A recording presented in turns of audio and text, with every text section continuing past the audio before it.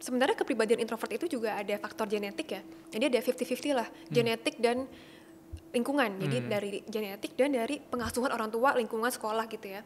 Nah jadi mungkin emang ada anak-anak yang tumbuh lahir sebagai orang yang lebih condong ke introvert gitu ya. Tapi bisa jadi seiring dewasa tergantung dari bagaimana orang tua dia merawat dia, bagaimana teman-teman dia memperlakukan dia. Bisa dua nih, entah dia jadi introvert yang percaya diri ya, karena mungkin positif nih lingkungannya, jadinya dia mungkin akan lebih extrovert gitu. Padahal dia introvert sebenarnya, tapi karena dia percaya diri jadi kayak lebih, wah dia percaya diri, dia ngomong berani, kalau sama temen dia mau ngomong gitu. Tapi juga bisa situasi lain nih, situasi B, yaitu saat mungkin dia dikelilingi sama keluarga yang negatif, yang merendahkan kepribadian dia atau bakat dia kayaknya tuh nggak diakuin. Teman-teman ngebully dia, wah bisa jadi gitu, dia jadi introvert yang makin minder lagi gitu, makin insecure lagi gitu, makin introvert lagi bahkan kelihatannya, bahkan mungkin punya social anxiety gitu loh. Jadi itu bisa berlaku juga ke orang extrovert yang mungkin aslinya dia punya bakat, punya potensi untuk menjadi extrovert, di lingkungan yang negatif bisa jadi dia jadi introvert nanti, kelihatan jadi introvert ya. Jadi kependem tuh jiwa-jiwa extrovertnya tuh kependem karena dia minder, karena dia nggak percaya diri, dia ngerasa insecure sama diri dia. Tapi kebalikannya kalau dia didukung sama keluarga, sama teman, menjadi orang extrovert, dia bisa memunculkan sifat extrovert itu dengan maksimal gitu, sebagai dirinya sendiri gitu. Oke. Aku dapat insight baru. Karena ada orang yang ngerasa bahwa dengan menjadi introvert itu orang bisa mikir bahwa kita nih emang punya dia sendiri dan kita terkesan kayak nggak peduli dengan orang-orang di sekitar kita. Kalau ada mungkin ada kejadian di sekitar kita kayak acuh, kayak nggak peduli deh gitu. Padahal kita bukan nggak peduli, tapi kita benar-benar lagi nyaman dengan dunia kita sendiri dan kita kayak nggak mau oversharing atau kita benar-benar kayak nggak mau ngedrain energi kita di tempat yang ramai atau. Tapi per hari ini kalau Sheila itu ada nggak kayak teman dekat 1-2 orang yang emang Sheila itu suka share ke mereka kalau ada apa-apa gitu? Jadi memang dari dulu tuh lingkar circle pertemanan aku tuh kecil. Aku paling cuman temenan sama 1-2 orang deket dari sekolah, SD, SMP, SMA, kuliah sampai sekarang pun temenku ya itu aja gitu. I see. Jadi memang kalau aku ada keresahan, ada butuh saran, aku lari ke mereka. Dari SD bahkan? Dari SD ada, tapi yang sekarang lebih deket tuh yang dari SMP, SMA, kuliah. Itu paling aku jaga terus karena susah kan untuk orang introvert ketemu orang yang nyaman dan mengerti kita. Itu kan sayang kalau kita sia-siakan hubungan itu. Jadinya aku menjaga si hubungan itu sebisa mungkin ya selamanya bisa berteman dan saling mendukung lah satu sama lain. Karena menurut aku kalau cari 10 teman dalam waktu 1 tahun itu ya gampang lah.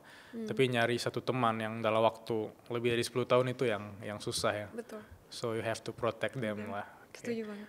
Dan pertanyaan dari aku yang terakhir, karena aku main lihat story dan ada teman-teman aku tuh yang share di reels mereka kontennya, story-nya mereka, reelsnya Sheila tentang yang binatang itu. Oh iya. Bisa share di sini nggak? Maksudnya apa gitu? Atau ada relate gak dengan introvertnya? Oh, mau coba Kak Boleh. tesnya? Boleh. Udah coba belum? Belum. Aku langsung aja di sini deh. Oke, boleh. Jadi ini tes ya, menurutku sih tes fun-fun aja sih biar orang mengenal dirinya sendiri lah ya. Tapi ini lebih ke yang fun aja, seru. Nah, jadi tesnya ini tuh tentang 3 pertanyaan. Oke. Dan cepet ya jawabnya. Jadi langsung jawab aja Kak Bilal sesuai dengan langsung yang dimuncul di pikiran gitu ya. Oke. 3 pertanyaan ya Kak, siap? Oke. Oke, 1. Bentar, teman-teman juga ikut ya sambil catat mungkin. 3 pertanyaan. Boleh. Oke. Mulai. Kak Bilal kalau mau jadi binatang apapun di dunia ini mau jadi binatang apa? Cepet Kak. Elang deh. Oke.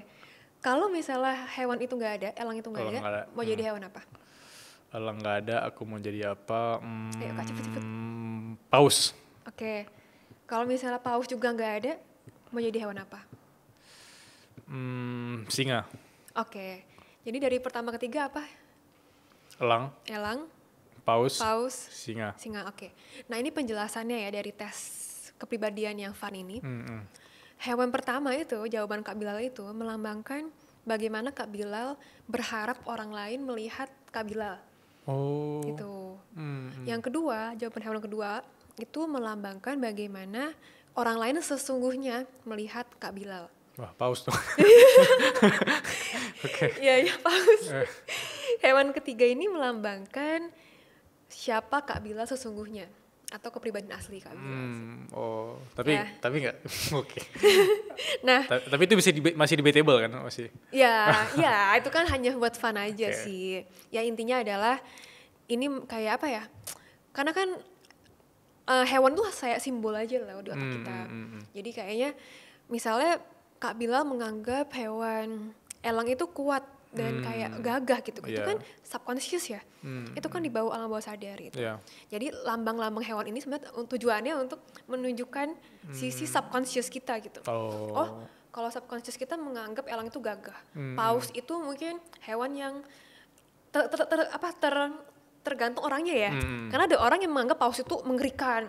Ada orang yang menganggap paus itu lucu. Ada kan? Iya. Ada orang yang anggap anjing itu najis. Ada juga orang yang anggap anjing itu lucu. Jadi Friendly. tergantung. Iya, jadi ini sangat tergantung sama persepsi kita terhadap hewan itu yang melambangkan akhirnya jawaban-jawaban dari pertanyaannya tadi, tes Oke. tadi. Tapi kalau elang tadi aku pilih mungkin karena bisa terbang antar negara dia sih. Nah, itu mungkin kebebasan. Ya, Mungkin kalau paus mungkin ya bisa juga antar benua kan. Iya, bener-bener. Berarti mungkin itu yang Kak Bilal apa ya, value gitu. Yaitu untuk explore, untuk berjelajah, untuk bebas mungkin. Mungkin itu yang bisa ditangkap. I see.